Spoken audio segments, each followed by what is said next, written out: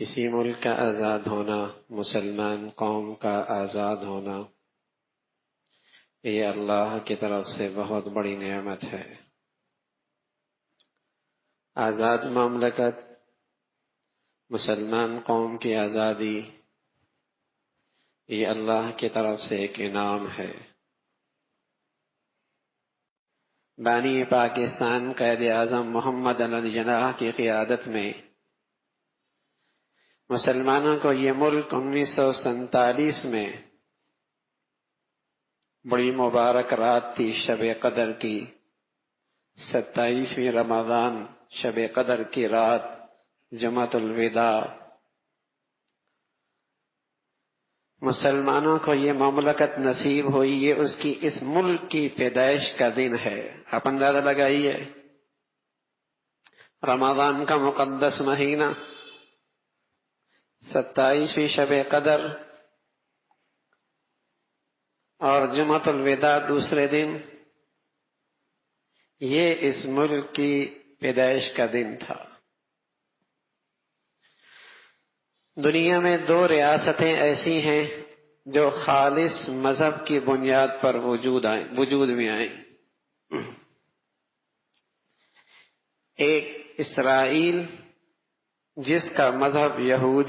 یہودیت اور اپنی پیدائش سے لے کر آج تک وہ اپنی اسی مذہب پر اور کٹر انتہا پسندی کے درجے تک وہ اسی کے اندر آج اپنا نظام تعلیم، نظام معیشت، نظام معاشرت اور اس کی خارجی داخلی ساری پالیسیاں یہودی مذہب کو سامنے رکھ کر وہ پالیسیاں جاری ہیں اور دنیا بھر کے اندر ان کا نظام چل رہا ہے۔ دوسری مذہب کی بنیاد پر جو ریاست ملی وہ یہ وطن عزیز ہے۔ بڑے بتاتے ہیں، کتابوں میں لکھا ہے کہ جب یہ آزادی کا وقت قریب آ رہا تھا تو یہ آواز گلی کوچوں میں مسلمان لگایا کرتے تھے، بن کے رہے گا پاکستان، بٹ کے رہے گا ہندوستان، پاکستان کا مطلب کیا؟ لا الہ الا اللہ۔ بن کے رہے گا پاکستان، بٹ کے رہے گا ہندوستان، پاکستان کا مطلب کیا؟ لا الہ الا اللہ۔ بلکہ ہم جب چھوٹے بھی تھے تو تب بھی مسلمانوں کے معاشرے میں جب یہ 14 اگست آتی تھی تو بچوں کے زبان پر یہ نعرہ ہوا کرتا تھا، اسکولوں کے اندر بھی، گلے بازاروں کے اندر بھی، لا الہ الا اللہ۔ یہ پتہ نہیں اب کیا بدل گیا کہ آزادی کا مطلب یہ ہے کہ ہر چیز سے آزاد ہو جاؤ، انسانیت سے بھی آزاد ہو جاؤ، شرم و حیا سے بھی آزاد ہو جاؤ، اور آزادی کا مطلب ناچ گانا رہ گیا۔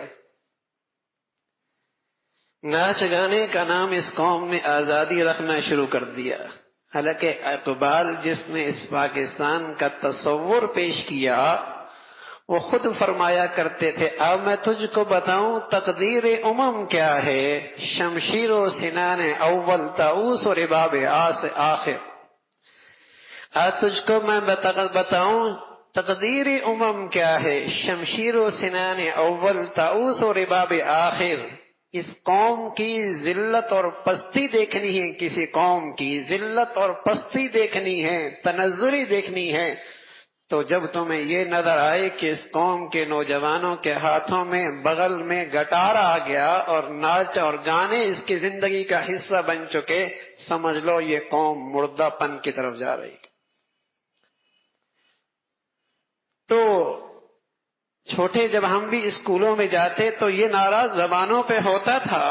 پاکستان کا مطلب کیا؟ لا الہ الا اللہ۔ یہی نظریہ تھا، یہی اس آزادی کا مقصد تھا کہ 10 لاکھ سے زائد مسلمانوں نے اس وطن عزیز کے لیے قربانی پیش کی، 10 لاکھ سے زائد۔ یہی ایک نعرہ تھا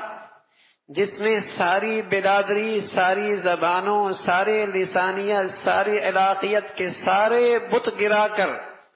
اسلام کی وحدت پہ پورے مسلمانوں کو متحد کر دیا تھا. لیکن میرے عزیزو، ہونا تو یہ چاہیے تھا کہ اس آزادی کی تقریبات میں اور اس موقع پہ مسلمان قوم اور اس نئی نسل کی ذہنی اور فکری تربیت ہو کہ ابھی آزادی کے ثمرات دور ہیں، ابھی تک ہمیں حقیقی آزادی کے ثمرات نصیب نہیں ہوئے،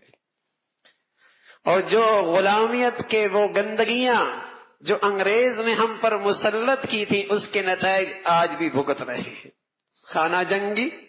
جو نتیجہ ہے اس نظام حکومت کا جس میں اقربا پروری، اور جو نتیجہ ہے سرمایہ دارانہ نظام کا اور فرقہ واریت کی ازدہا اور مغربی نظام تعلیم نے اس وطن عزیز کی بنیادیں کھوکھلی کر رکھی ہیں. کہاں یہ ساری قوم اسلامی اخوت کے خوبصورت سانچے میں ڈھل کر آپس میں باہم شیر و شکر تھی اور ایک آزاد ریاست حاصل کرنے کے لیے لاکھوں کی تعداد میں قربانیاں دے رہی تھی، اور بدقسمتی سے آج جب ہم اس مقصد حقیقی سے دور ہوئے تو آج یہ خانہ جنگی کا شکار ہے، آج یہ فرقہ واریت سے بھرپور ہے، آج یہاں جاگیردارانہ نظام ہے جس کا نتیجہ یہ ہے کہ ایک طبقہ اتنی دولت رکھتا ہے کہ اس کے کتے بھی وہ کھاتے ہیں، اس کے کتے بھی اور اس کے گھوڑے بھی وہ کھاتے ہیں، اور دوسری طرف ایک غریب ایک نان کا بھی محتاج نظر آتا ہے. یہ وہ ظالمانہ نظام ہے جس کے نتائج آج وطن عزیز کا مسلمان بھگت رہا ہے اور اس کے اثرات سے دل برداشتہ ہے. یہ وہ اثرات ہیں جو اس غلامیت کے دور سے چلے اور پھر ان کی آبیاری کی جاتی رہی، اور آج یہ وطن عزیز میں تن آور درخت بنا ہوا ہے کہ ایک طرف خانہ جنگی ہے، فرقہ واریت ہے اور سرمایہ دارانہ نظام ہے کہ دولت کا بہاؤ ایک طرف ہے، اور ظالمانہ نظام ہے جس سے غریب کے لیے عدالت میں انصاف کا ملنا مشکل ہو گیا. اسلام کا عادلانہ نظام ایسا مبارک نظام تھا سبحان اللہ، جہاں ریاست میں رہنے والا ہر انسان اس کا ثمرات اور اس کا نفع اٹھا سکتا تھا. تو میرے عزیزو، آزادی کے اس موقع پہ یہ سوچ ہونی، یہ ذہن سازی، یہ فکر مسلمانوں کو وطن عزیز کے باشندوں کو ملنی چاہیے تھی کہ ابھی آزادی کی حقیقی ثمرات سے ہم بہت دور ہیں. جس مقصد کے لیے یہ وطن عزیز حاصل کیا تھا، یہ بھی اللہ کا انعام ہے کہ اللہ رب العزت نے ایک آزاد خطہ دے دیا. لیکن ظاہر آزاد خطے کا مقصد صرف زمین کا ٹکڑا مقصود نہیں تھا، بلکہ اسلامی زندگی، اسلامی معاشرہ، اسلامی نظام تجارت، اسلامی نظام معیشت، یہ مقصود تھا کہ ہر چیز کے اندر اسلام کے احکامات زندہ ہوتے، اور وطن عزیز کا باشندہ اس عبوری زندگی میں اسلام کے اس امتحانی دور سے گزر کر آخرت کے ہمیشہ کے انعامات کا مستحق بنتا.